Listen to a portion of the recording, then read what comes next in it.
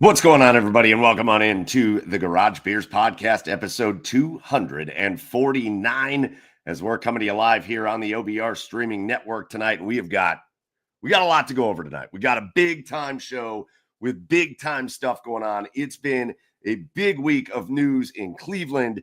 It's been a big week of news around the country, and we're going to get to all of it, covering not just the Cleveland Browns, even though we are here on the OBR, the best place in Cleveland to get your Browns coverage, the Orange and Brown Report. Make sure you are subscribed. Tomorrow, I believe if I saw this right, tomorrow is like a free VIP day on the OBR.com. So you get access to all the paid content for free tomorrow. So make sure you check that out at the OBR.com tomorrow. But then you can come hang out with us on Tuesday nights, and we're gonna talk Browns because that's the big story of the week. But we're going to preview the Super Bowl, the game, a Super Bowl I've never cared less about, but we're going to preview it anyways. We're going to talk about an incredible week in the NBA with the NBA trade deadline coming up. We got the Cavs playing the Celtics tonight. A lot of stuff going on, and we're going to get to all of it here on Garage Beers Live, episode 249. Joining you tonight, I'm your host, Michael Keefe at Garage Beers Mike, and joining me over on the east side of Cleveland, my co-host, find him online at Garage Beers Chad. It's Chad Meyer. What's up, Chad? Hey. Look at us. Huh? Who'd have thought, huh? Who'd have thought? Who'd have thought? Fuck's sake. Is it next January already? So we can just get this over with. Well, this January did feel like a year. Yeah, sure did. Hey, Mike, just fun little question to open. And my wife and I were having the debate earlier. Put the perfect fast food combo meal together. Ooh, damn. Right? Not like fast casual, right? We're not talking Chipotle. We're not talking Sub. I'm talking like the fast food. Like you feel like shit afterwards for eating fast food. Damn. Put that perfect meal together. Damn. Okay. Yeah. All right. Yeah, you got to give me 1 minute on this. What'd you come up with? Listen, my favorite fast food burger of all time is Mr. Hero. Okay, Mr. Hero, Roman burger is my favorite fast food meal burger of all time. Right? You get that greasy ass burger on there with the salami and the onions. It's just oof. It's a heart attack wrapped up in plastic, but it's fine. Then give me Rally's fries. Ooh, good ones, because those are like the steak fries. Steak fries. Yes. Rally's fries. Yes. And then I'm going Swenson's California. Yep, the slushy. Yeah, and then you top it off with a Wendy's Frosty. Sorry, you just top it off with a Wendy's Frosty. Man, I'm so torn here because I love one of my favorite things on the planet is an Arby's beef and cheddar. Yeah, all right. You can't go wrong with a Wendy's spicy chicken sandwich. That's a good one too. See, it's a lot to debate about when it comes to this. Yeah, but I'm gonna go with one, and this is gonna be unpopular in Cleveland because you can't get it in Cleveland. I'm gonna go with my favorite fast food burger, and I get it every time I'm in Texas. It's from Whataburger. Yeah, and it is, in my opinion, the best fast food burger. It's a little extra mustardy. Okay. Which, if you don't like mustard, that's gonna sound weird, but it doesn't hit you that kind of way. Oh, what so good, burger. Huh? Give it to me. What is it? Just a double cheeseburger? Is that all? Like, what is it? What's the order? No, it's just like a normal cheeseburger. Oh, hey, Brian. We're gonna say hi to everybody. Hey, Brian. What up, man? Good evening, sir.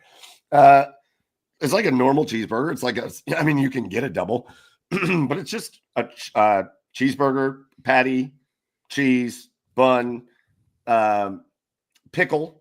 Okay. They'll do like the lettuce and all that, but then it's just like a little bit of extra mustard that like sets it apart. Okay. Outrageous. All right. I'm going to go chalk on the fries, but I'm going to give honorable mention because I do think they are potentially undefeated. Honorable mention is piping hot McDonald's French fries when they're salted properly. Yeah, when they are salted properly. That's the key. Are still way up there, but I'm going to chalk it. I love Arby's curly fries. Yeah. All right. I could just scarf curly fries. Yeah. Where'd you go? You went to a drink? Yeah. Maybe like a Culver's milkshake. Okay. Culver's does make some awesome milkshakes. Culver's does make great milkshakes. And I struggle with calling Swenson's fast food. Okay. It's like a drive-in. It's not like fast food. But they sprint it to you. Oh, I'm not arguing. I'm not saying your pick was wrong by any stretch. And then dessert, I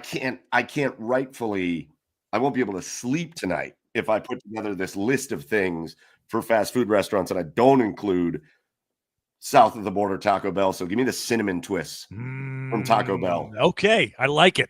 I like it a lot. It's a great question. It's great because I could have went 4 completely different answers. Right, for sure. Same here. And still thought I was right. Yeah. Yeah. That's a good one. That's a good one, Chad. There's nothing wrong with the combos. Nothing wrong. That's a good one, dude. So yeah, listen, while we're hanging out, I told you to go follow the OBR on the socials. I told you to get over to the OBR.com and make sure you're subscribed, especially for tomorrow for the free VIP article day. But make sure while you're doing all that, get to the Garage Beers on the socials at the Garage Beers on Twitter and Instagram. Get over to the TikTok page, Garage Beers Podcast over there. We do a lot of stuff on the TikTok page, so make sure you're following us over there. And yeah, make sure you're checking us out. We got PW Fan 02, Wendy's Spicy Chicken. Again, that was a nice call out. Arby's Fries, Sonic Cherry Limeade. Cherry Limeade. Okay. That's a really good one. And a DQ Reese's Peanut Butter Blizzard. That's an awesome list there, PW Fan. By the way, if you're ever at Dairy Queen and you're getting a Blizzard, if you like Butterfinger, my wife turned me onto this. Butterfinger Blizzard, but have them add peanut butter into it. Oh, let's go. Outrageous. Yeah. I'm not convinced Dairy Queen is actually ice cream, but for fast food purposes, it's soft serve. It's soft serve. Even then, though. Ooh. You know what my all-time, I might have to switch my dessert, although I hate taking Taco Bell off. But if we're bringing Dairy Queen into this, those little cupcakes, they call them the cupcakes, the one for the little cup. Yeah. It's like the chocolate and then the crunchy part and the fudge. And then, That's the best part about Dairy Queen is that anytime you can get the chocolate crunch in anything, I love those. It's unreal. It adds an unreal element to your dessert. Zuxu Chengo's never been to Sonic. You got to get to a Sonic. The food's not great, but the drinks are. Yeah. Just go. Right. Everybody's got to go once. Love it. Good evening, Sean. Welcome on in. Hello, Sean. So as the show goes on, we will kind of update you as the Cavs game goes along. The Cavs were getting their doors blown off to start this game. They have made it a game against the Celtics. Right now they're down. Well, they just went down 11. But they keep they dug themselves a bit too deep of a hole. They might not be able to pull themselves out. Well, listen, we were podcasting around this exact time last year. Yeah. When they were down by 22 to the Celtics and Dean Wade scored 100 straight points and they won that game. That's true.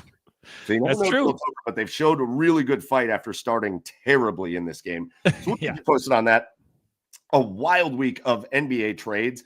We will obviously hit on the Luka trade later. I can't wait to talk to you about that, Chad, because that is one of the wildest things I think I've ever seen in all of sports.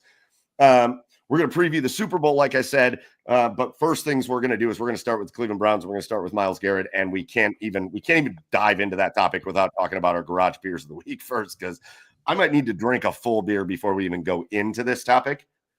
But let's do our Garage Beers of the Week. Chad, what are you drinking this week? I'm already about 6 of these in. It's Saucy Brewworks 3 Hose Christmas ale right Great there. Christmas present, and I'm drinking tonight because the Browns just drive me to drink. Sorry.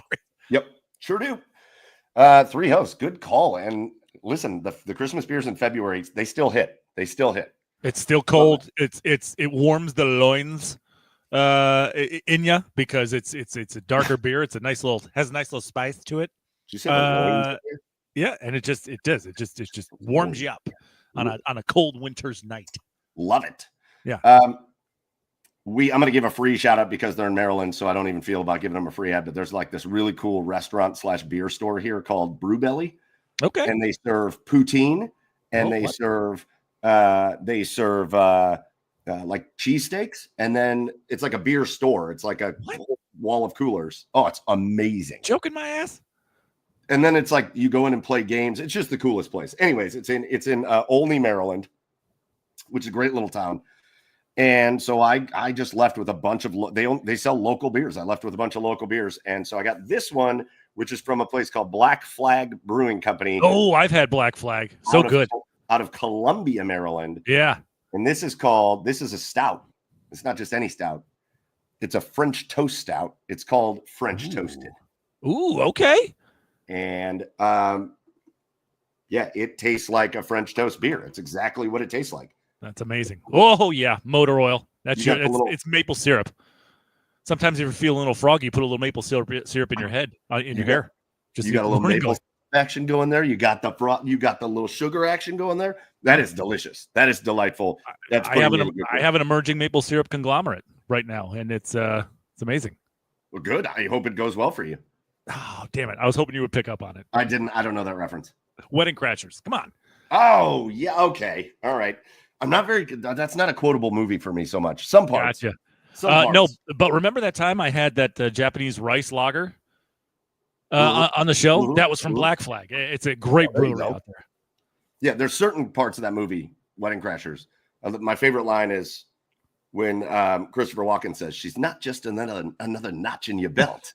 And Vince Vaughn's like, "I'm not even wearing a belt." Yeah, beltless. All right, those are our garage beers of the week. Get into the comments. Let us know what you are drinking, whether you are watching us on YouTube, whether you're watching us on Twitch, whether you're over on X watching us or on Instagram. Just hit the comments. Let us know what you're drinking while you're hanging out with us here on this fine Tuesday night. But now let's get into episode 249 of the Garage Beers podcast, and we're going to start with the Cleveland Browns. And I think it hit us all like a ton of bricks yesterday, right around midday yesterday, when we got that notification, or if you were on Twitter, you saw it, where I think it was Albert Breer that posted it. I don't know. Maybe I shouldn't credit the wrong Rappaport, person. I think was the first one I saw. Yeah, okay. Breer was talking about it later. It was Rappaport. I don't know why I would even guess it was anybody else, but right. But the letter came out from Myles Garrett talking about how he loves Cleveland and how he loved being a Cleveland Brown and how he loves the people and the fans and the city and all that stuff. And he made a really interesting little comment that said he's not really interested in a road from Cleveland to Canton. He's interested in Super Bowls. Whoa, and shocking. And the very end of it said, "So it's a tough decision, but I've officially requested a trade from the Cleveland Browns." So I think we all probably reacted the same way, with all of our buttholes puckered all at one time, where we were all, you just felt that gut punch. You felt that wind go out of your sails a little bit. But Chad, man, when you saw it, when you read it, walk me through your first impressions. Honestly, my first impressions was it was very mixed, right? Because the trend lately that you've been seeing is these franchise players, these impact players on these teams requesting trades, really as a form of communication publicly to an organization to get their shit together. You better start having a good plan going forward. You better make adjustments. You better start. I better see a future here towards a championship, or else I'm going to be gone. Right. So on one hand, it made me think of that. It made me think like, okay, this is just a message, right? The posturing and pressure is on for Myles, right? And now the other side of that, that statement came out quickly, right? We don't really see statements like that when these franchise players and these impact players do that. And it came out quickly. So it makes me think that he's done. But I don't know. This is like a fluid situation for me, right? I don't know what's going to come of this. I don't know if they're actually going to trade him, because there's other factors that go into play to be able to make him even tradable. So I'm not as upset, as mad as I'm not catastrophizing this as much as a lot of other people are, because I'm not so certain that it's actually going to happen, even though he wants to request a trade. But it's going to be interesting to see what happens with this moving forward. Yeah. So I think a lot of people probably felt the same way. Obviously the reaction, and it's understandable, right? The initial reaction, and frankly, the reaction over the past 24, 36 hours from a lot of fans is, well, they're just, and frankly, from a lot of writers who I kind of think should kind of know better than to write this way, but yeah, is the assumption that he's gone, the assumption that, well, he requested a trade, so they're going to trade him. And I understand that. And you never want to hear that somebody's malcontented, that you never want to hear that somebody doesn't want to be with your organization. Certainly not when it's the best defensive player that has played for the Browns since 1999. Right.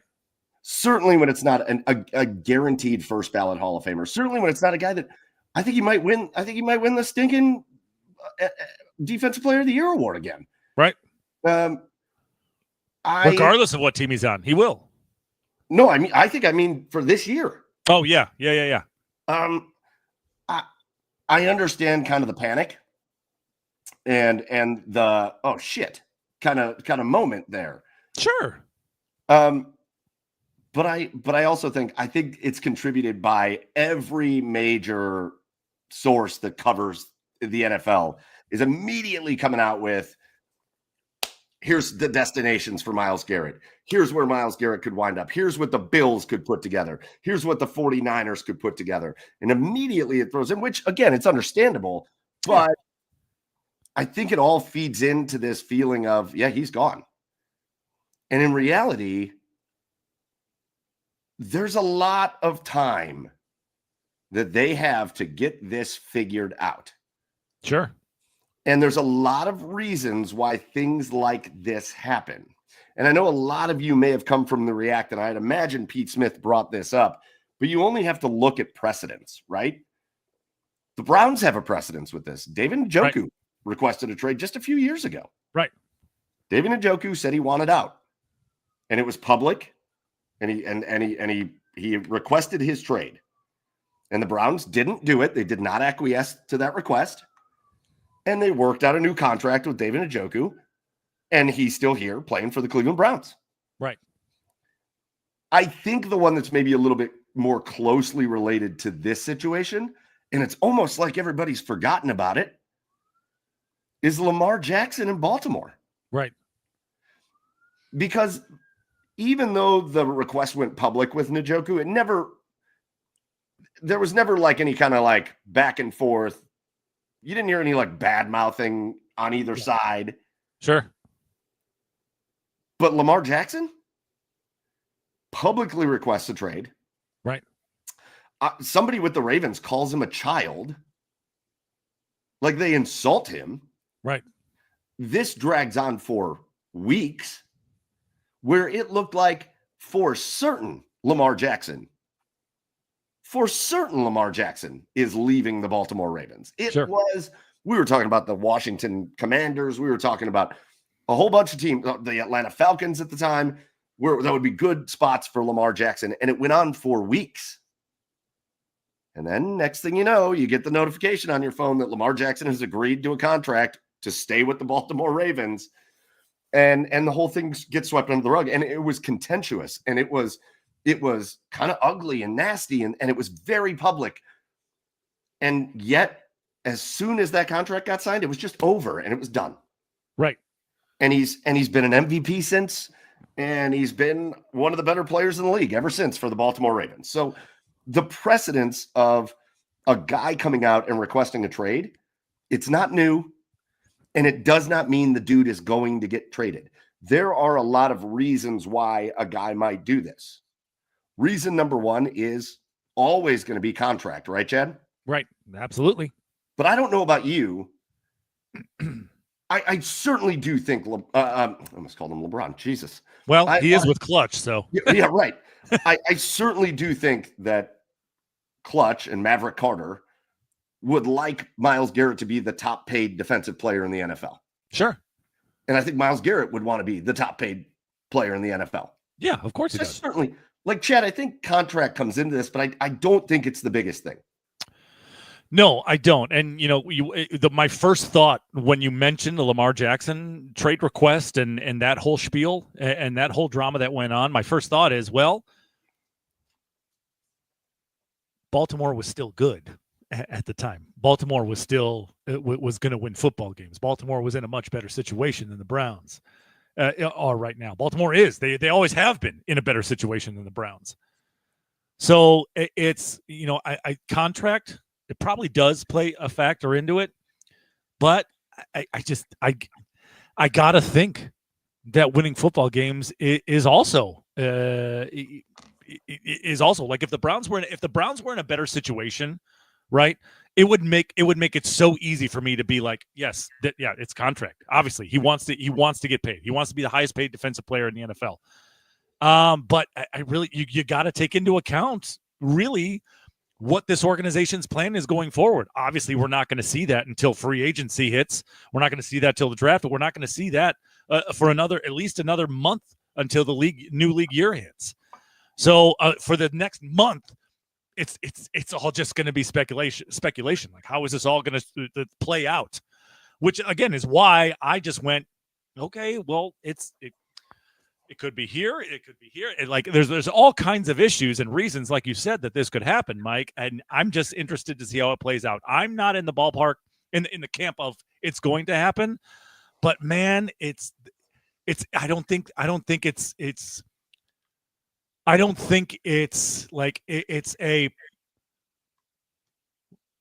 not a definite one way or the other. Like, it's so up in the air for me right now. It's so 50-50. Like, this very well could get done, even though how difficult it's going to be. But I don't know. I just don't see him leaving either.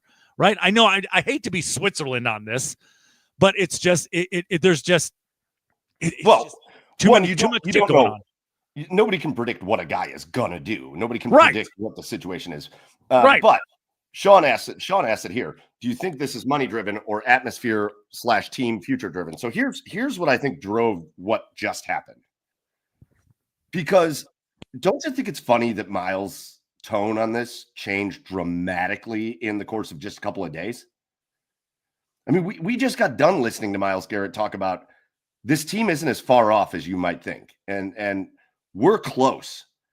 And we've got to get a couple things figured out, but the talent here is close.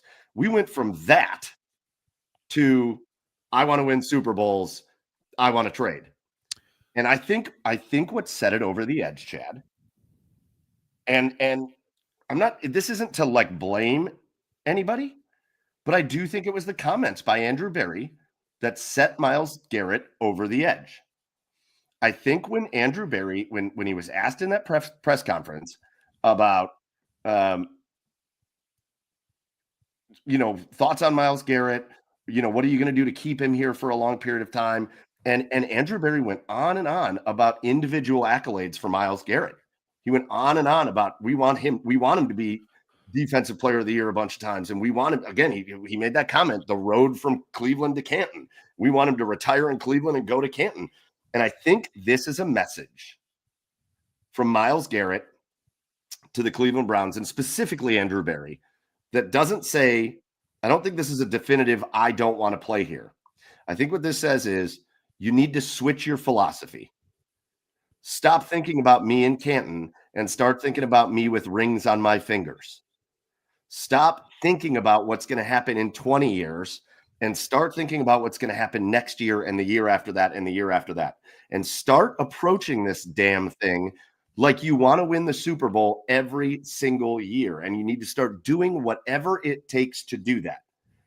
And yes, that means you're going to have to wiggle out of some situations, Deshaun Watson. And yes, it means you're going to have to figure other things out. But I think that's the message right now from Myles Garrett to the Cleveland Browns. And I think the message, it is clear. If that's not going to be the philosophy, if this isn't going to be about let's go out this year and try to win a Super Bowl, then go ahead and get rid of me. Okay, did those comments about we're not that far off, did that come out before he said we're going to have conversations, and if I don't like those conversations going forward? No, it was after. So that was after that. Okay. Yeah. Okay. So yeah, I mean then that makes sense then if that's the comments that set him over the edge, because I don't think Andrew Berry is not focused on Super Bowls. I think he just misspoke in the moment. I think he just was asked about Myles, right? I think he was just asked about Myles and Myles. I'll be honest with you, Chad. I maybe disagree with you a little bit. I think Andrew Berry is very focused on building a team a certain way. Yeah, well, sure. And I think Andrew Berry is very focused on like the fiscal and financial responsibility that comes with trying to maintain a team that can contend, and that's great. Sure. But I don't know. I don't know that anybody feels, and I think Myles Garrett's making it clear that Andrew Berry's sole focus when the year starts is we need to win a Super Bowl. And I think that's what Miles is trying to get across. This isn't we're not here. You need to be smart about how you do it, and you need to watch the cap, and you need to be, you need to be responsible the way you are, but you need to put a little bit more emphasis on how are we going to win titles, because Myles Garrett has been in the league since 2017, and you don't have that much time left before your body breaks down. Right. So I think to me, that's the message from Myles is quit with all the other bullshit talk and figure out a way to put a roster together that we can go win a Super Bowl this year. And if you don't, I don't think the trade request is hollow, but I think it's more of if you are not going to do that, if you're not going to switch this, if you're not going to make me believe that you are switching your mentality and you're quitting worried about, you're stopping the conversation about me going from Cleveland to Canton, because I don't care right now about that. If you're not going to change your philosophy, then I do want you to trade me. I think that's what the message is. Yeah, no, that makes sense. And if that's the case, I'm scared that he's going to get traded. I'm scared that he's going to get traded because no significant changes were made this offseason as far as there's nothing, at least at this point, there's nothing that suggests that the Browns are going to change their philosophy and how they do things. They do have to wiggle out of a couple of situations. Hopefully that happens. So that makes me think, that makes me lean towards that he's actually going to get traded, because I don't know. This organization is obviously hard-headed. This organization has been set in their ways for so long. Can they change it? Yeah, of course. Anybody can change. But yeah, it's just not the way they operate. Hopefully it changes and Miles stays. We'll see. So I think the other element that is going to continue to get talked about more and more, and you've seen more big writers talking about it, but we've got somebody here with the OBR that's been talking about it from the jump. The other element of this is the Browns don't have to trade Myles Garrett. No, they don't. The Browns do not. He's under contract for the next 2 years, and then they've got franchise opportunities after that. Right. I know everybody thinks that they're going to face this pressure or whatever. Myles Garrett isn't going to sit out for the next 2 years. So the Browns aren't just going to go make a trade for the sake of making a trade. And trading Myles Garrett right now is insanely bad for the financial part and the financial security and the financial flexibility of the Cleveland Browns. So the Browns aren't going to do something that both hurts them on the field and then hurts them when it comes to salary caps, dead cap space, that they have to eat dead cap space if they trade Myles Garrett. It will cripple them to do it. And I think that's the other element. So here's what I did, Chad. I reached out to that good buddy of ours. I reached out to the guy that knows, I think, more about the NFL salary cap than the people that designed the NFL salary cap. I reached out to the OBR's very own Jack Duffin. Okay. And I said, listen, buddy, I have wanted to have Jack on to have some beers with us on this show, because Jack loves to drink him some beers or ciders or whatever he drinks over there in London. But our show goes on too late. Right. And it's the middle of the night in London. And poor Jack has to go to bed because he's a working man. So here's what I did. I reached out to him today and I said, Jack, I would like you to come on to our show today and explain the salary cap ramifications of the Myles Garrett situation. And Jack said, well, I'm going out for 10 drinks tonight, but can I make you the video after that? And I was like, it's better that you do it that way.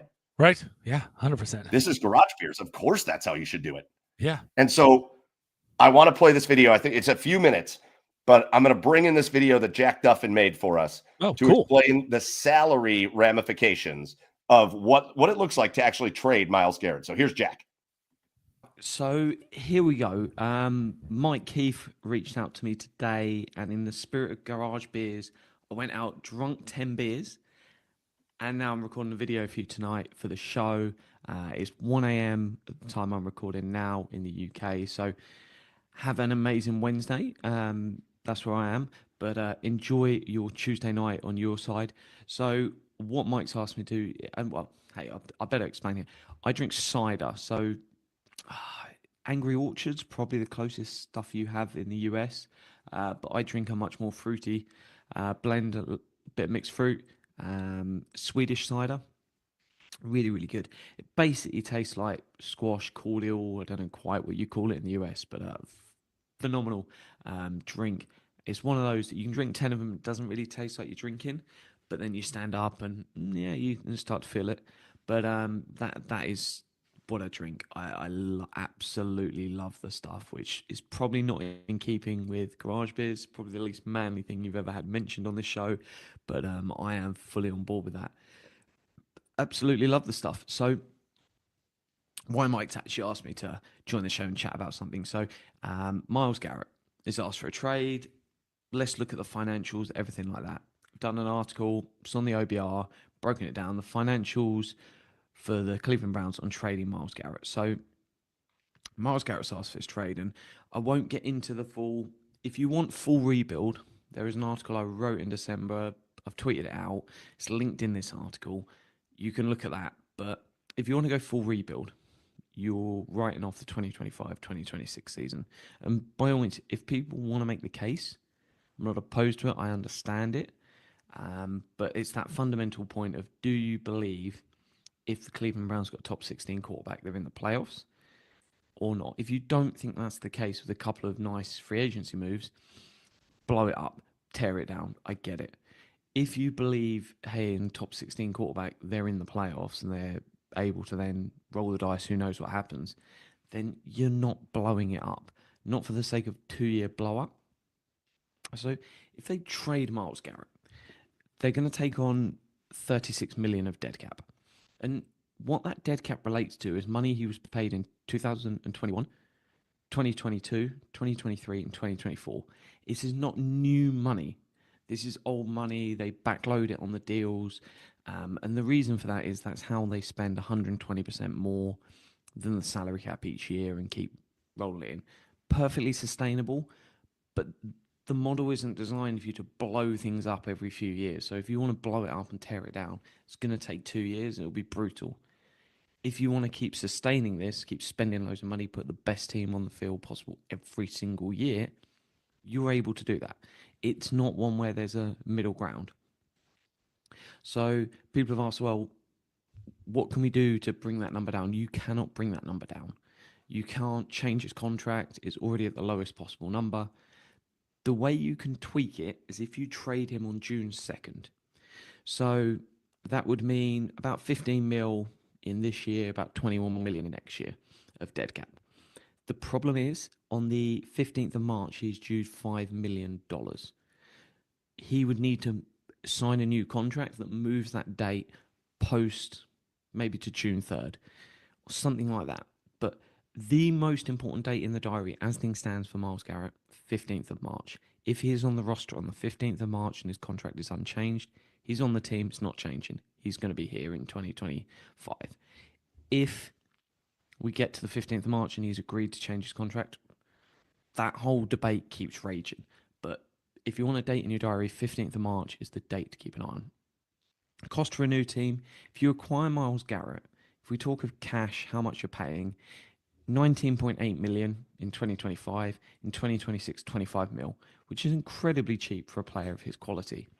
The salary cap cost, so the cash is what he's paid, the salary cap cost of how it counts on the cap is roughly 5 million 2025, roughly 10 million in 2026, and then just over 30 million in 2027.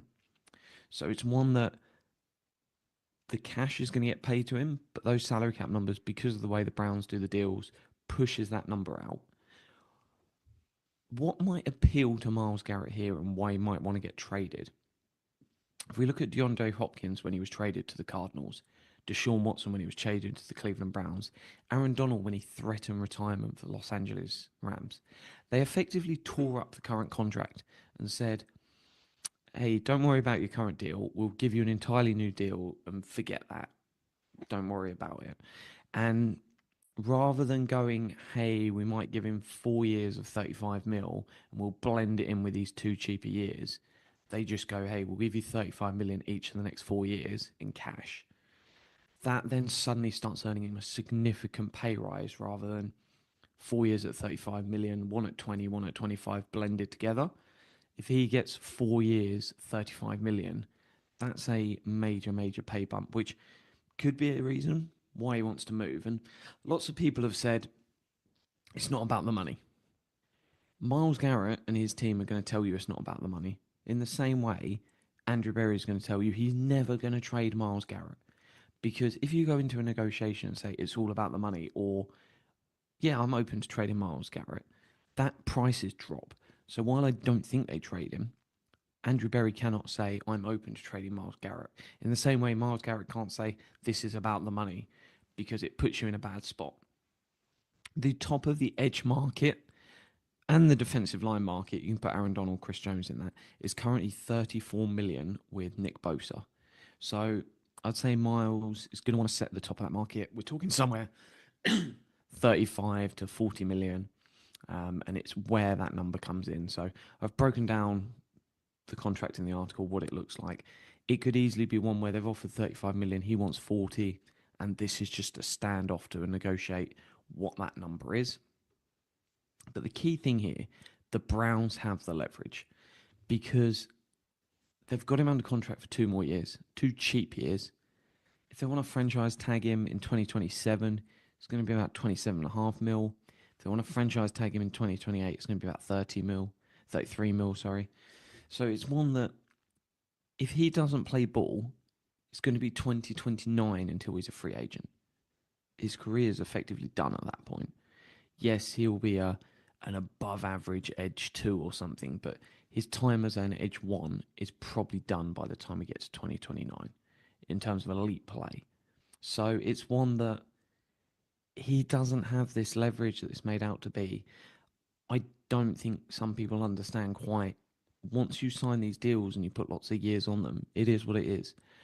We've seen players, the Cowboys have done some players where they sign them up to really long deals, and then at the back end they're not happy. It doesn't change anything. They can be not happy, but you've signed that deal. Tough. That's a problem where you should be angry at your agent, not angry at the team you've done the deal with. I honestly believe a deal is going to get done. I would put it about an 80% chance that by the time we get to the first game of the season, an extension is signed. I believe 80% chance it is an extension rather than getting traded.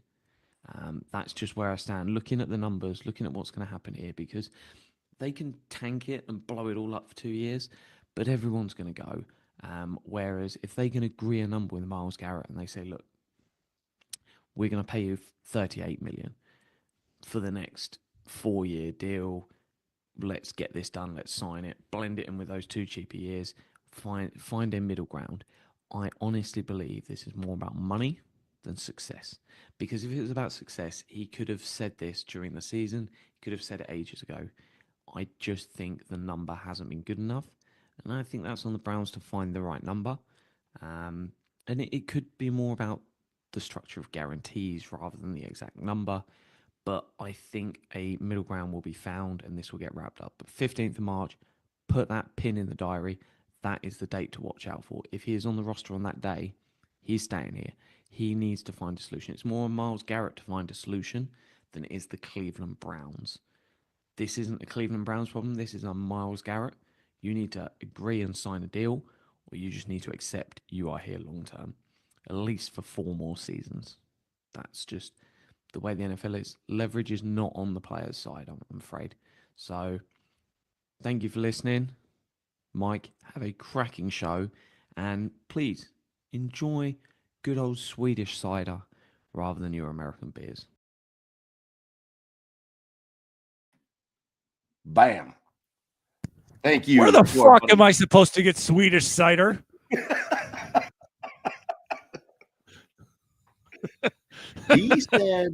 He said his cider tasted like squash cordial, and I don't know what that is. Oh, wow. Okay. I don't have a clue what squash cordial is or what I am supposed to even assume that is. Okay. Wow. That sounds like it is I don't know. I can't even Did you Google it? It's like a juice. Oh, what? Squash is like the name of the brand. It's a sour? Is squash? It's like a fruit juice. That's all it is. Oh. What?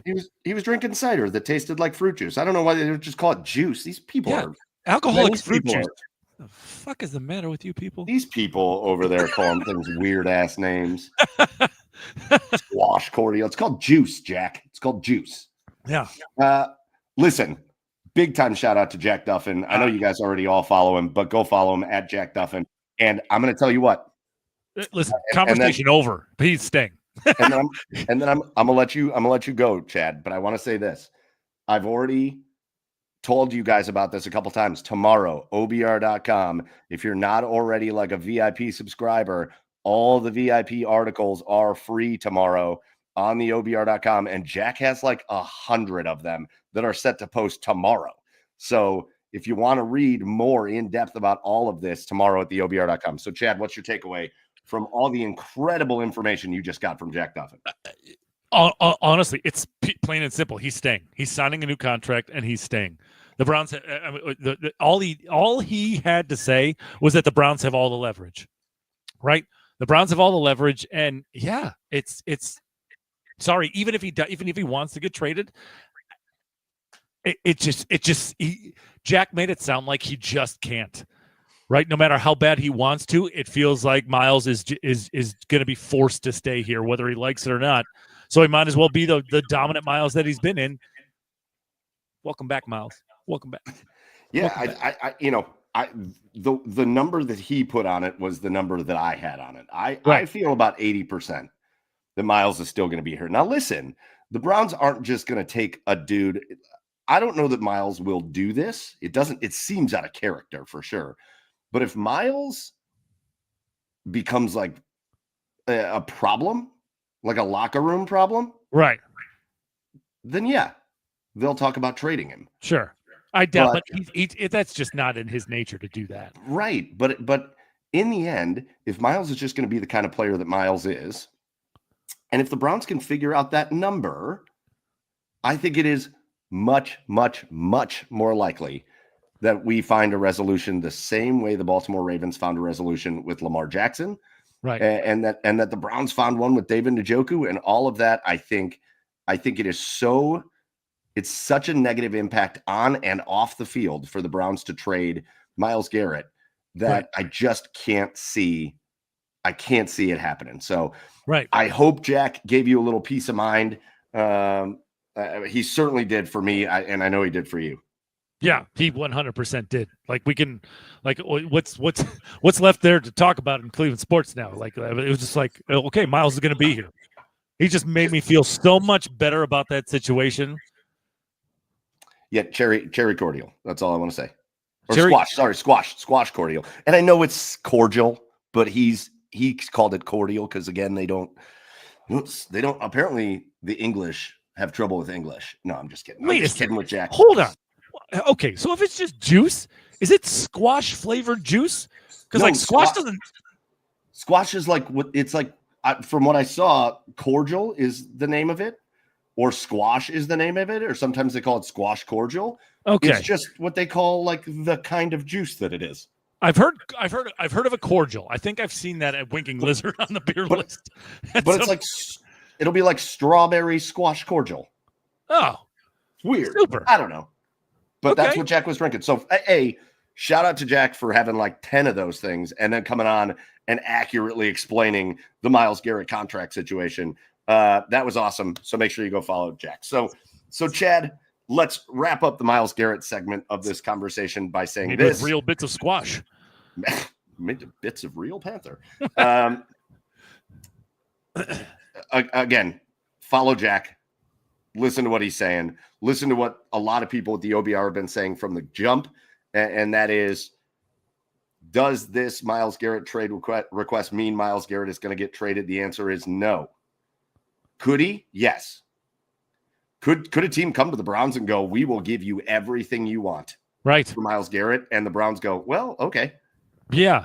I mean, it is going to take, whatever the word is for beyond a king's ransom is what it's going to take for Myles. After hearing that, it's going to take whatever it would be called beyond a king's ransom to be able to snag Myles from the Browns. So it just, again, I think it goes back, though, to the videos that you and I made on TikTok and we put them on Twitter and all that, which is just, can this experience ever be fun for more than like one season or one half a season at a time? Can the Cleveland Browns fan experience ever be fun for more than like a minute? Because in the scheme, again, it is, I know we talk about it all the time, but when you put into perspective the fact that since 1999, this team has won they've played in 3 playoff games. They've won one of them. Yeah. We're pushing 30 years on this situation. And the vast majority of the tenure of the new Browns it's riddled with jokes. It's riddled with somebody doing something stupid or a player getting caught being stupid or the Browns making a bad trade or a player doing cocaine in a bathroom in Vegas, or it just, this is supposed boner. It's just weird. This is supposed to be way more fun, man. This is supposed to be way more fun than this. And it is not. Yeah, no, I mean, it's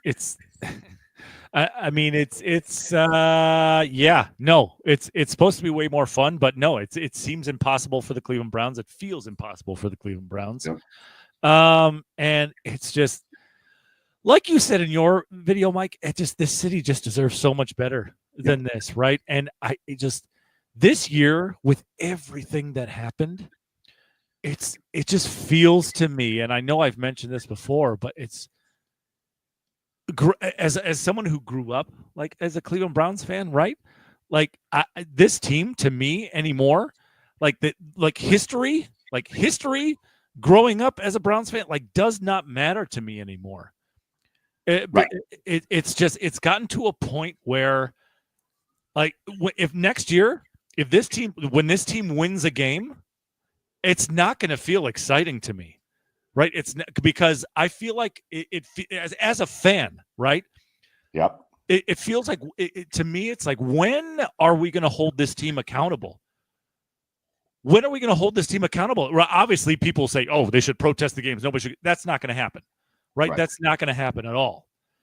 But you got to find some way to hold this team accountable.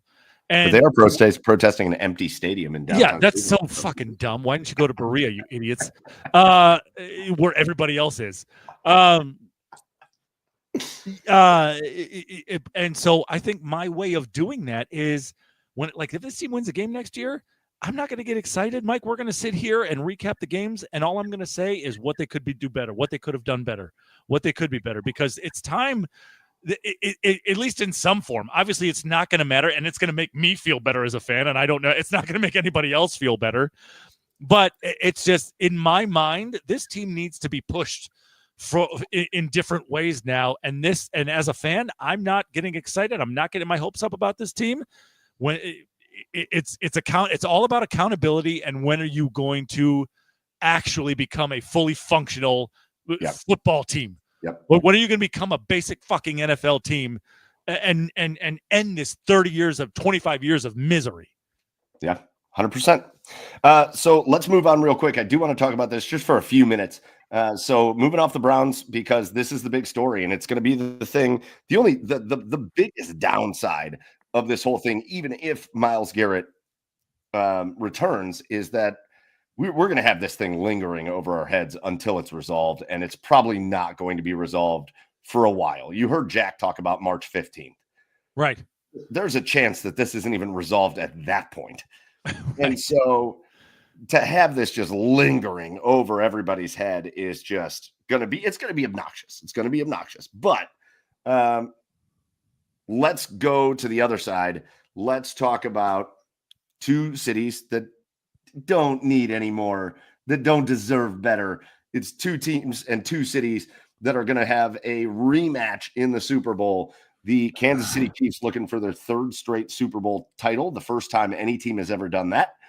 And the Philadelphia Eagles looking to make up for the loss that they had a couple of years ago when was it Chris Stapleton that sung the national anthem, and he had Nick Sirianni just crying a river of tears on the sideline?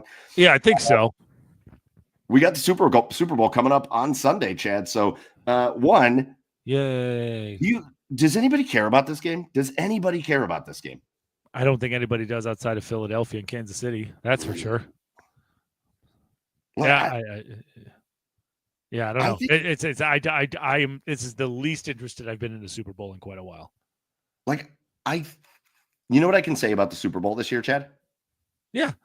I think I'm gonna watch it. Okay. Think about how wild that is. think about how wild that is.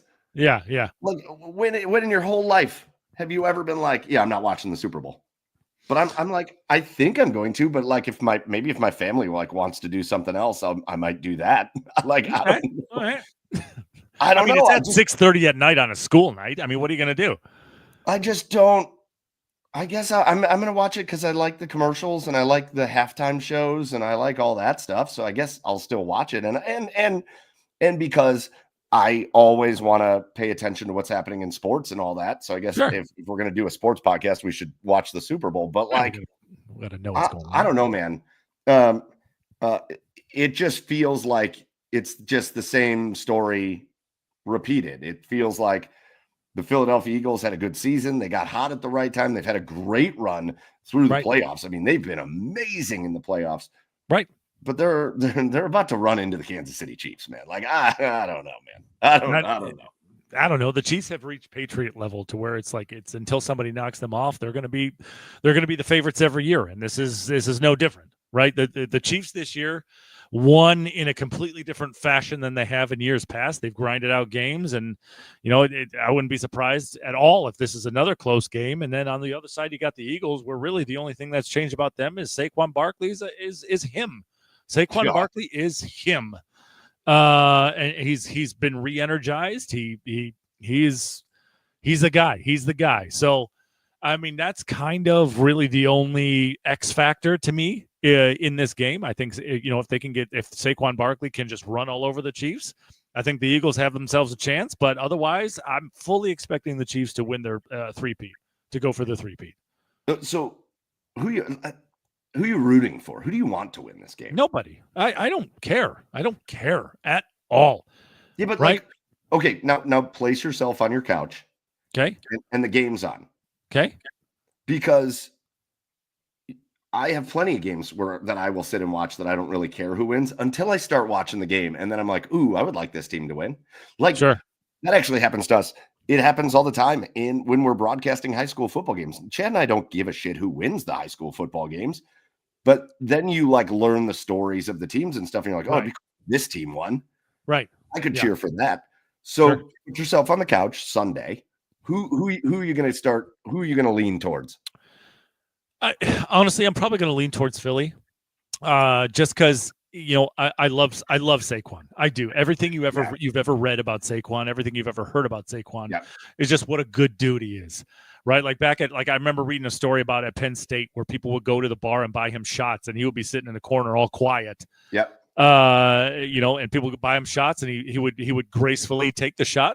Look over at whoever bought him the shot, say thank you, and all those shots would be sitting there laying on the table at the end of the night. Yep. But he didn't want to turn it down because he didn't want to be an asshole. I'm probably leaning towards Philly because I would like to see Saquon get a ring. I love that answer, actually, to be honest with you. The Saquon thing is something that I haven't thought about a lot, but yeah, class dude, man. Class dude. Yeah. And remember that time he jumped over a guy backwards? That was cool. Yeah. He's also not on top of being a nice guy, he's also just an insane athlete. I'm actually rooting for the Chiefs. Okay. And the only reason I say that is we maybe have a chance to see something nobody else has ever seen before. Sure. 3 consecutive Super Bowls, as boring as it is to watch a team just win. Like think about the fact that the Tom Brady Patriots dynasty teams. Yeah. Patrick Mahomes and the Chiefs have a chance on Sunday to do something that they never did. Yeah. And I'm always going to side in favor of something historic. Sure. There's really nothing historic if Philadelphia wins. No.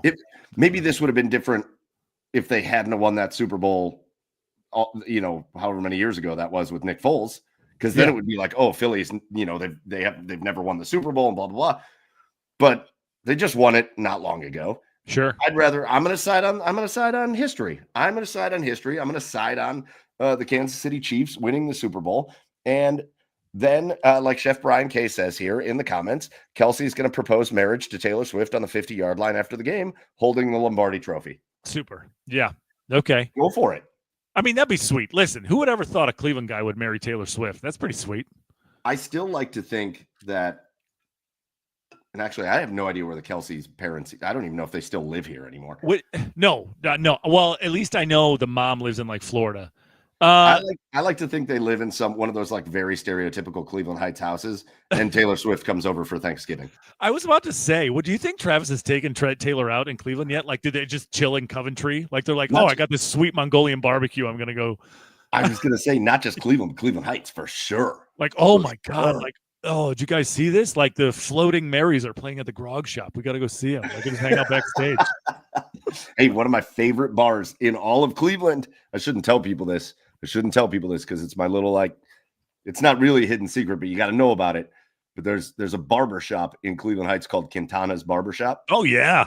And above Quintana's Barbershop is like a speakeasy that you actually have to like walk through the bookcase to get into. Yeah. And they make amazing drinks. So yeah, maybe he takes her to Quintana's. Maybe I'll run into him over there. Amazing. Like Coventry, like he's going to like I know it's closed now, but like he took her to Big Fun and just looked at like Taylor has just like this amazing collection of Teenage Mutant Ninja Turtle dolls now. Big Fun. It was great.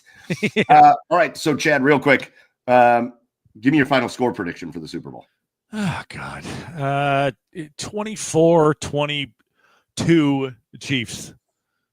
Nice. That would be a fun game. Yeah, should be. Yeah, I was thinking. I think it because the Chiefs have made a living on playing close games this year, so I think it's going to be a close game. Yeah, I was thinking like I just something about the Eagles make me feel like they're not going to play great in this game. Yeah. I don't know why, but maybe it's one of those ones that are close, but I think Kansas City kind of runs away with. So I was thinking like 31-21. Okay.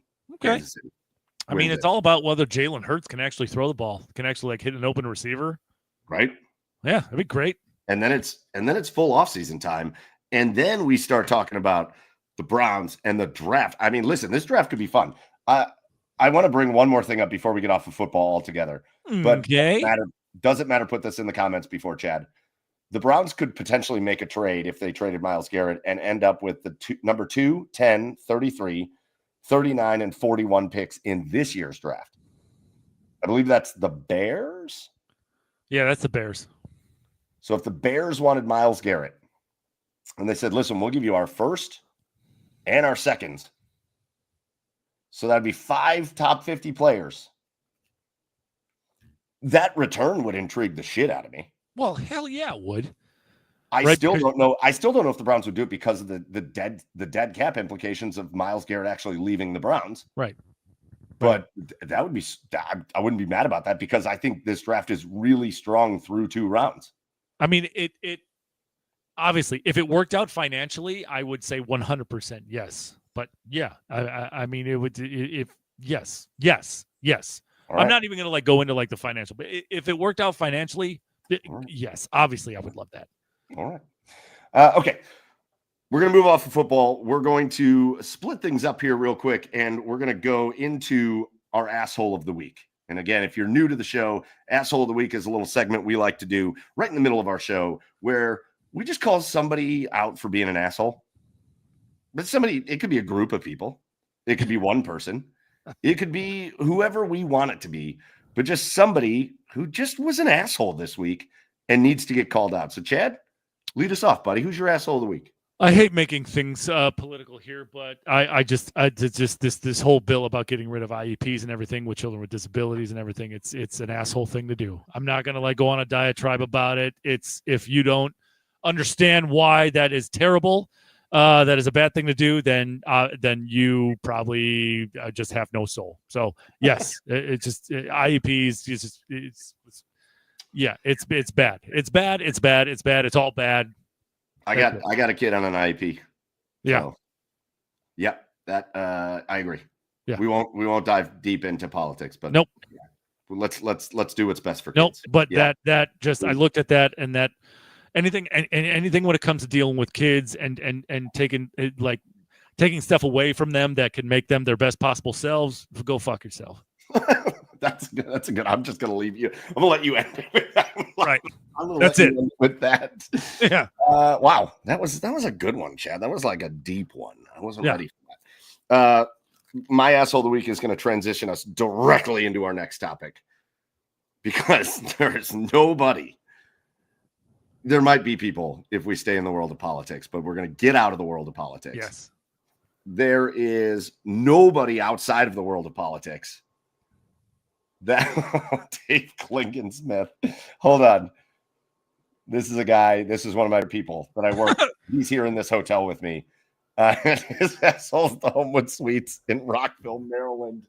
Oh God. I need to know. I need to know. All of last week nobody had a hot shower. And then on Thursday, we all woke up to go to work and there was no water anywhere in the hotel. There was just no water. Like you turn your shower on and the water was gone. Oh God. And then all the elevators broke. So like I'm on the top floor of this hotel and it's only 6 floors up. So you can walk up and down. No big deal, but still 6 floors. And like, there's people who can't really walk up and down the stairs. Both elevators broken at the same time. Oh boy. Like, this place just fell apart. Oh boy. And actually in Klingon-Smith's room, he had a water leak. So he was here over the weekend and he was just trying to get some rest because he wasn't feeling great. And he had like industrial fans blowing in his room the whole week. So that's a good one, Klinger. That's a good one. It's a good one. Without further ado, my asshole of the week is Nico Harrison. Oh yeah. If you're not familiar 1,000%. If you're not familiar with the name Nico Harrison is the general manager of the Dallas Mavericks. Because Nico Harrison on Saturday night, when I was in Dallas celebrating my buddy's 40th birthday, I was sitting at a bar when the TVs on the bar popped up with breaking news from ESPN that said the Dallas Mavericks have traded their 25-year-old superstar, Luka Doncic, to the Los Angeles Lakers, along with a couple other players, for 1 first-round pick and Anthony Davis, a 31-year-old Anthony Davis. And I don't know the audacity to be that level of an asshole. Right. And it isn't just that you traded your best player as he's just coming into his prime. Right. It isn't just that you traded the player that your fans have connected with as much as anybody. He was the next Dirk. Right. It's that you called the Lakers. Like, this wasn't even like the Lakers calling and being like, hey, what would it take for us to get Luka? Right. Nico Harrison called the Lakers. And I can only imagine what that conversation was like. He calls Rob Pelinka, the general manager of the Lakers. And I can only imagine the conversation was like, hey, we want Anthony Davis. And Rob Pelinka was like, we don't really want to give him to you. And Nico Harrison was like, all right, how about we give you Luka? And Rob Pelinka was like, you know what? Rob Pelinka, real quick. Rob Pelinka's like, real quick, let me just run this by the people in the room. Hold on. Yeah, no, we'll take him. Yeah. Go ahead. Yeah, send him over. Call it in right now. If you don't fucking call it in right this second, I'm going to lose my mind. What on earth? You do this like backroom deal to get rid of to lose the best player in the whole deal? Right. I have no idea what this dude is thinking. We are now days later, right? That happened on Saturday. We are now on Tuesday. We are days later. I still cannot process. I cannot think of something in my head where there's a legitimate reason why this makes sense. I know people are coming up with, oh, well, the Mavericks weren't happy about the conditioning of Luka or up this or that or whatever. No. Luka Doncic is a top 5 player in the NBA right now. Luka Doncic led your team. He was the best player on your team last year when they went to the NBA Finals. Luka Doncic sells your jerseys. Luka Doncic sells your tickets. All of that. And you just went, nah. Well, we're gonna bring in. Remember that time Anthony Davis almost played a full season that one year though? Like, what if he does that again? Yeah, that was What the fuck is going on? That'd be sweet. Nico Harrison is absolutely my asshole of the week. And Chad, man, I know that when we list the major sports, the NBA is not at the top of your list. But when you see that trade get announced, I don't know. Are you as shocked as I am? Yeah. I mean, and I know, like you said, the NBA is not at the top of my list, but obviously, I mean, I do know, like when premier players like that, and I know the premier players in the NBA, when something like that happens, yeah, of course I'm going to pay attention to it, and of course I'm going to look into why. And like you said, the fact that the Lakers were the only team that had a shot at trading for Luka, if he was even that he was even on the market, that nobody else knew that he was even available. Do you have any idea? And if I'm Mark Cuban, I am calling Nico Harrison into my office and going, "What the fuck did you just do?" Remember, Mark Cuban doesn't own the Mavericks anymore. Oh, that's right. I'm sorry. Like whatever. If I'm the ownership, if whatever, whoever fuck owns the Mavericks. If I'm them, I'm calling him in and going, "Excuse me, you mean all the other NBA teams didn't have a shot at this, and we could talk about the return, like, the return that teams would have given Dallas for Luka Doncic? Are you kidding me?" Well, and then you go with an aging big man that can't stay healthy, right? And hasn't shaved his unibrow since he was in middle school. Oh, come on now. I'm just kidding. I had to do it. I had to do it because it's just weird. No, but seriously, you go with an aging big man that can't stay healthy, and Max Christie and a draft pick for Luka Doncic for the one of the top 5 NBA players of the next 10 years at least. I'm looking at headlines. Mavericks GM willing to accept burden of Luka Doncic trade. Quote, 10 years from now, they'll probably bury me. Hey, you punk. 1 minute from now, they want to bury you. You're already buried, bro. You're buried, my dude. You're already buried. What's the matter with you? And then I saw that you're afraid, and then I read something about you being afraid of the Luka Supermax contract.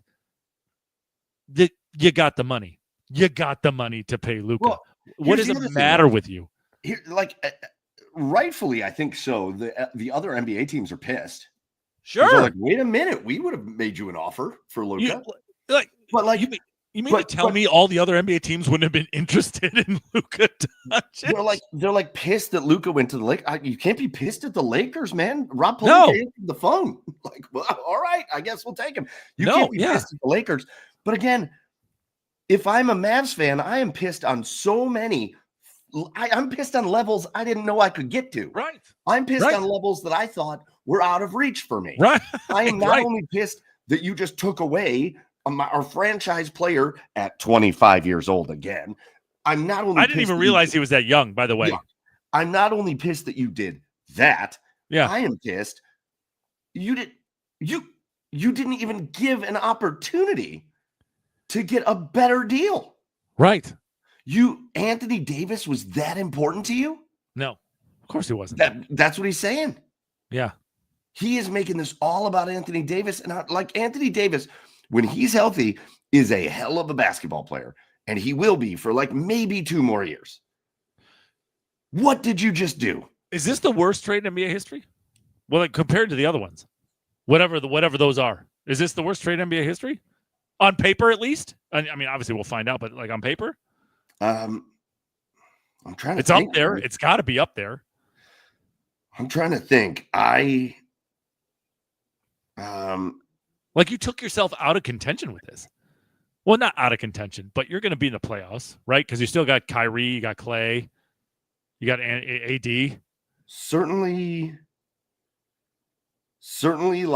modern day NBA. Yeah.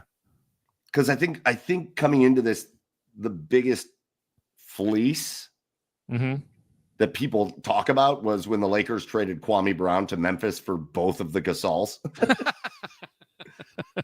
Or no. They traded Kwame and I don't remember what it was, but like it set up the Kobe and Pau Gasol years. Yeah. It was for Kwame Brown. Yeah. What the fuck just happened? Okay. All right. I think this is bigger than that. And again, it is all on paper and there have to be results. And I don't know, maybe something crazy happens and Kyrie Irving teams up with Klay Thompson and then it teams up with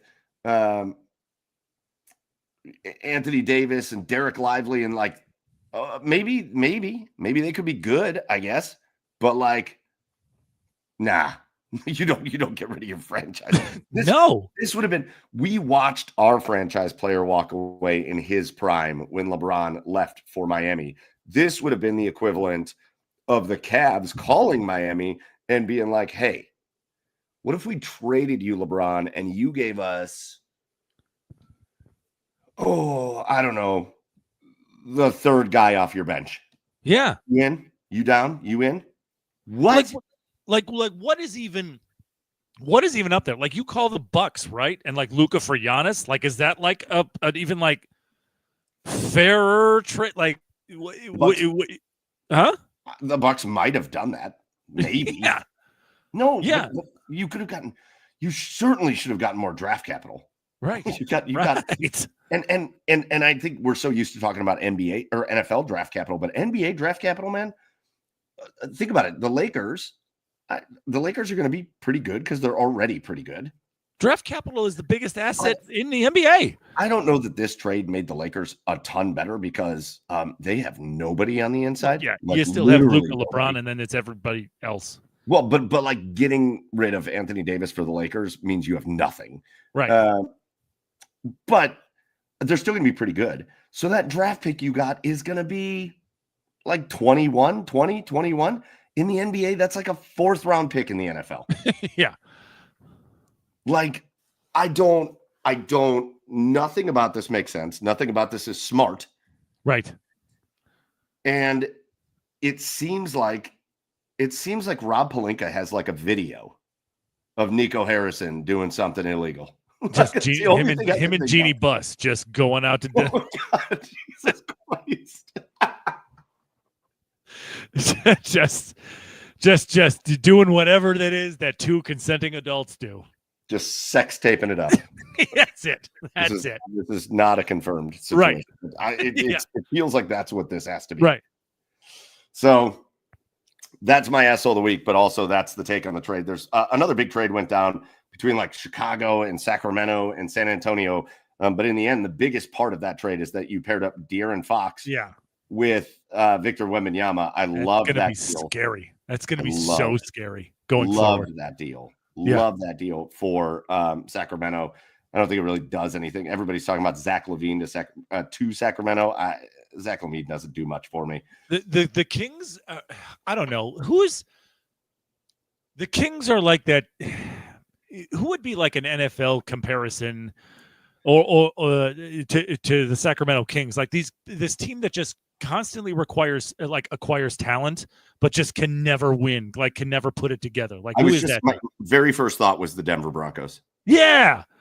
And the reason I say that is also like they've had periods of time where they were really obviously the Broncos won those back-to-back Super Bowls. That's different. Yeah. But like they've had period of time where they've been really, really good. Like when the Kings had like Chris Webber and Peja Stojakovic. I loved that team, by the way. That's when I actually watched basketball. I loved that team. Was awesome. Yeah. And Vlade Divac. Yeah, that team was awesome.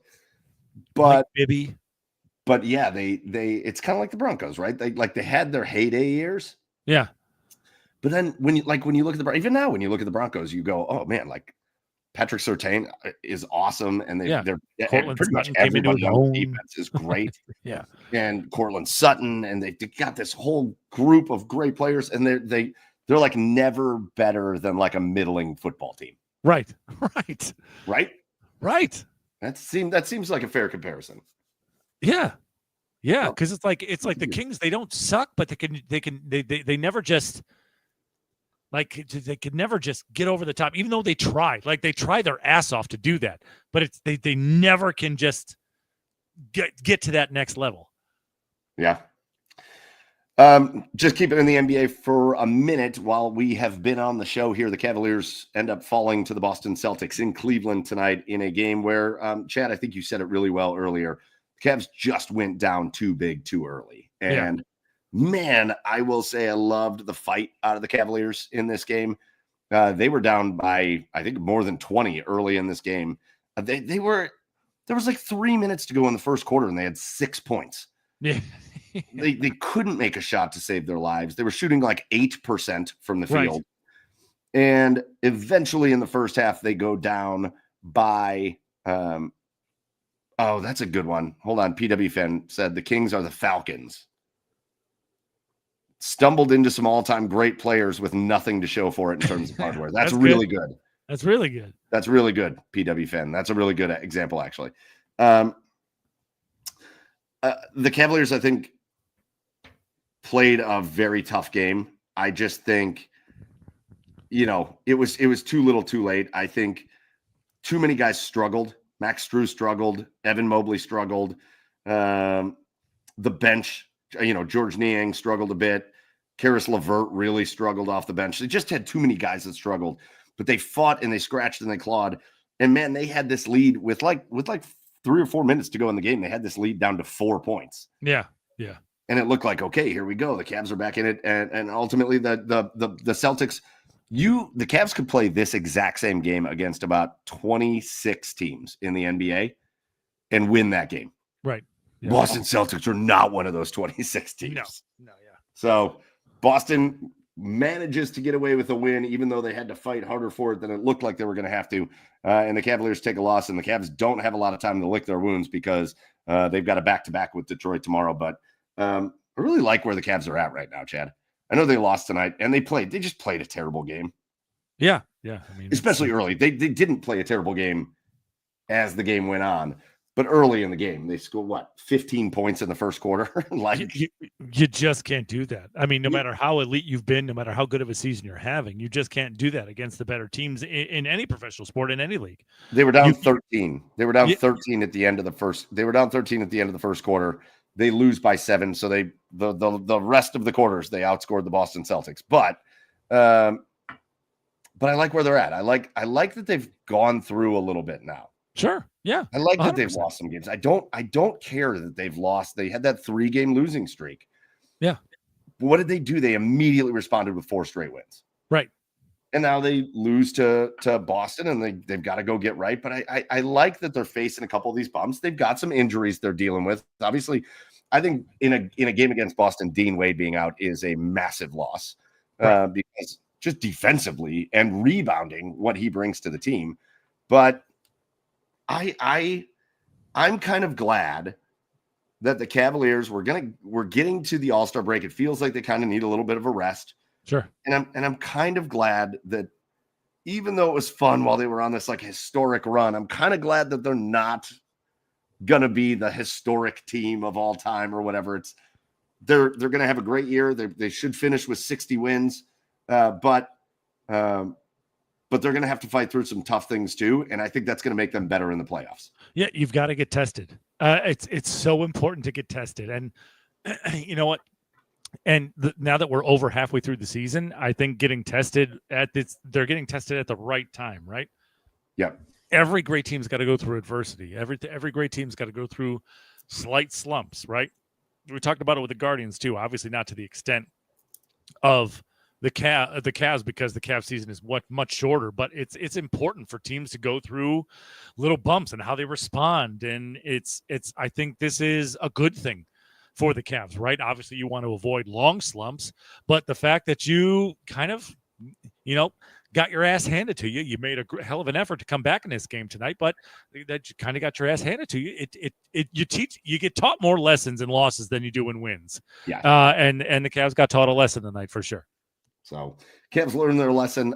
Chad, the only other thing I had written down is we're already at 10:23, and so we're coming up on the end of the show. But the only other thing I had written down, I wanted to do a quick minute because sure, of all the disaster that we have to deal with the Cleveland Browns, we've got 2 teams in Ohio. Well, we have 3 teams in Ohio. We have the Ohio State Buckeyes winning the national championship. That was That's great. right.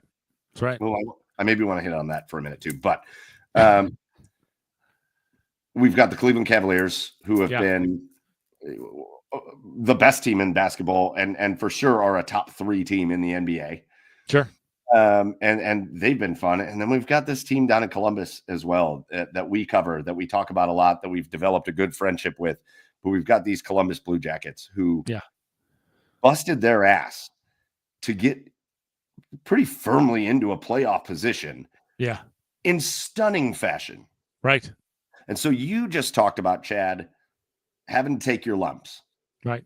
Well, welcome to the lumps if you are a Blue Jackets fan, because I don't know, Chad, it feels like over the last 2 games, the whole team has gone down with injuries. I'm not going to lie to you that if you didn't see it, the Jackets' leading goal scorer, Kirill Marchenko, budding superstar in Dallas, budding superstar. The guy's unbelievable. Right. He's sitting on the bench in Dallas, and a puck gets fired towards the wall. It misses the wall. It goes up into the bench, and it hits him right in the face, and it shatters his jaw. Right. And the dude had to have jaw surgery yesterday. Right. And he's out 6 to 8 weeks while his jaw recovers. Right. You've got a wild amount of. You've got Zach Werenski's even out now. Thank God that's only day to day right now. Right. Right. But Werenski's out, and Monahan, it's indefinite with him. We don't even know when he's coming back, and he was so important for the team. And right now, the Columbus Blue Jackets have to figure something out. They've lost their last 2 games, one against Dallas, and then today they lost against Buffalo. But man, I'm a little nervous about what all these injuries are going to do to the Columbus Blue Jackets, Chad. Yeah. I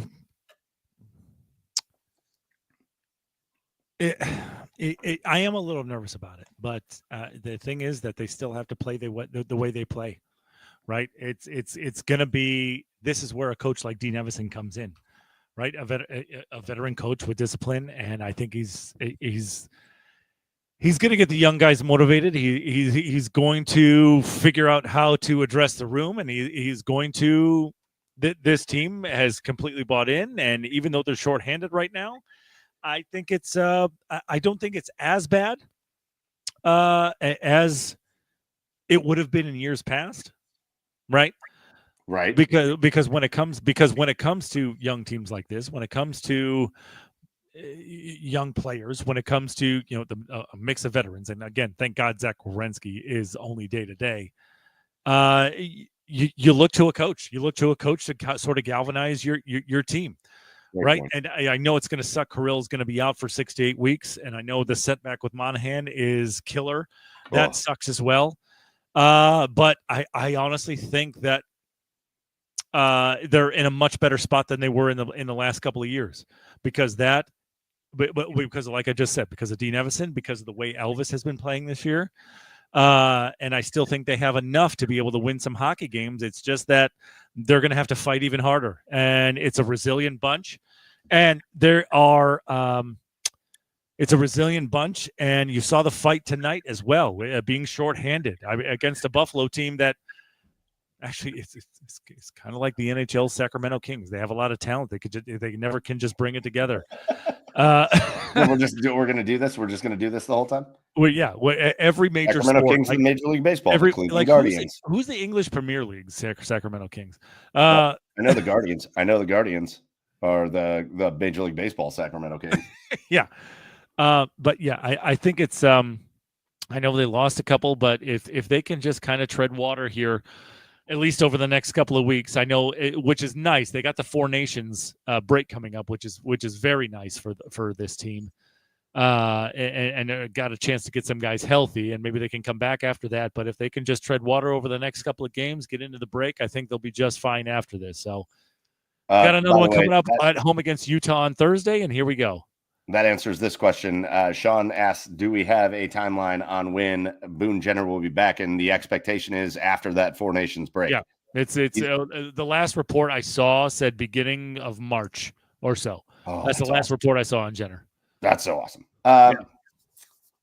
Okay, Chad. Yeah, we'll get to I think we'll get to the Ohio State thing later. Yeah. I think there's interesting talks to be had about the coaching staff at Ohio State and what the fuck just happened. Sure. We'll get to $6 million, highest paid offensive coordinator in the NFL. I mean, as a coach, you're not going to pass that up. Yeah, I don't understand. Well, okay, let's get into it for like 3 minutes. Sure. I don't have any issue with Chip Kelly.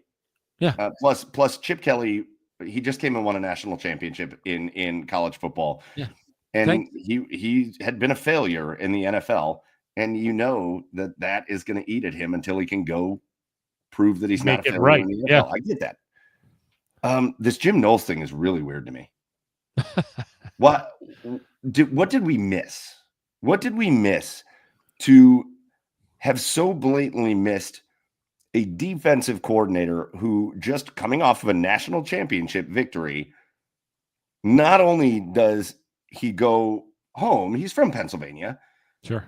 Not only does he go to his home state to coach Penn State, but he basically, ever since he left, has been blazing middle fingers back at Ohio State the whole time.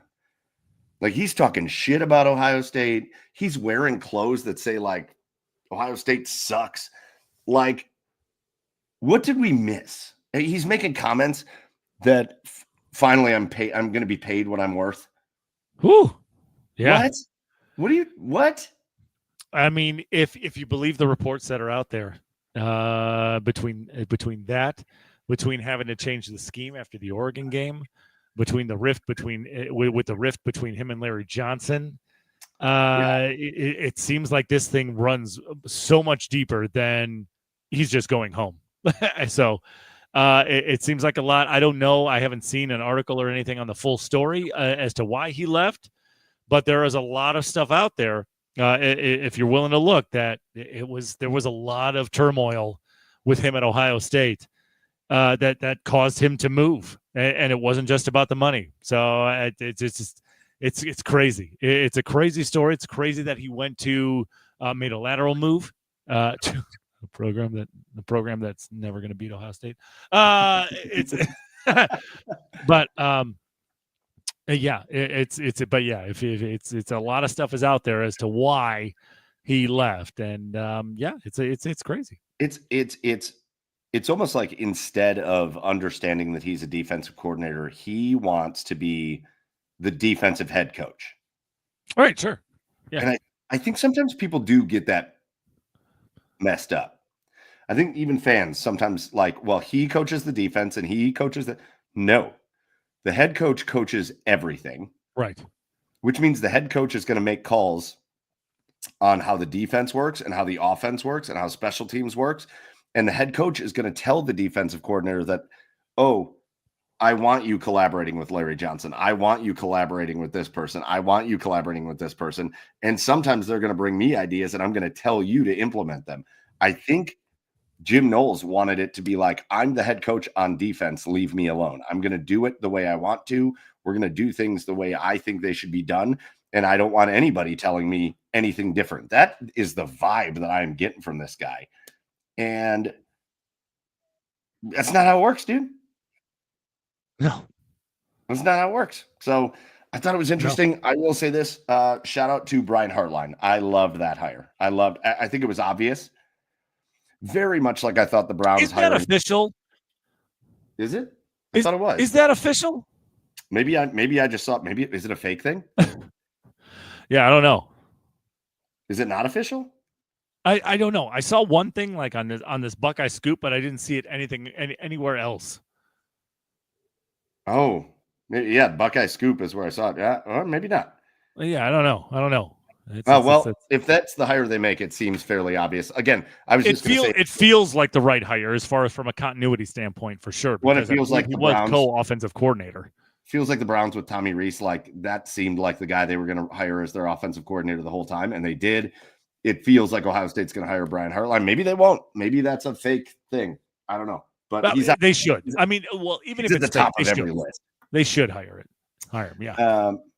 But yeah, I thought that was a very interesting thing. The Jim Knowles thing. I think that's going to be fun to watch. Like he set up this. I don't know why you would leave Ohio State and give them a lot of fuel for the next time they see Penn State. But it's not going to be pretty. Is doing so, especially in Columbus. Being in Columbus, it's not going to be pretty. Yeah. Okay. Last order of business for us here on episode 249 is we're going to do our cheers of the week. It's the opposite of the asshole of the week. This is where we are cheersing a thing or a person or a group of people who are they did something great this week, and we want to give them a shout out. So I'll lead us off because you've let us off on pretty much everything else, Chad. I have two. One of them I didn't have until we started the show tonight, but I certainly want to call this person out. I don't know who he is. I don't know his name. I don't know anything about him, but I saw Twitter exploded because the Cavaliers brought a fan out during one of the breaks to take one of those $10,000 half-court shots. Nice. So not only does this dude hit the shot, but he immediately goes over to the Celtics bench area and just starts taunting them. I'm like, wait, I can't. I think it's the best. I mean, I know it would have been so much better if the Cavs would have won this game. Yeah, for sure. But like, what a balls move to That's just drain the shot in front of a packed arena when national TV's there, so you know it's going to be on national TV if you hit the shot, and then to just run over by the Celtics, like near the Celtics bench, and he was doing like thumbs down and like he was just taunting the Boston Celtics. Did any Celtic react?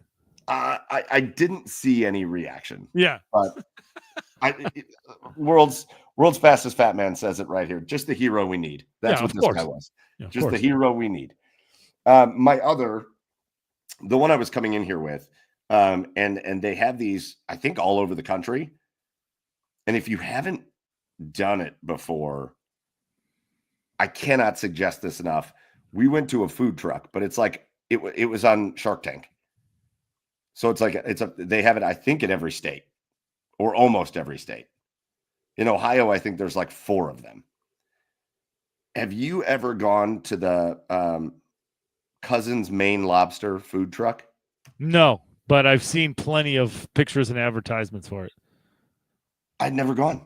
Yeah. I'd never gone. I was like, I don't know if I want lobster out of a truck. Yeah.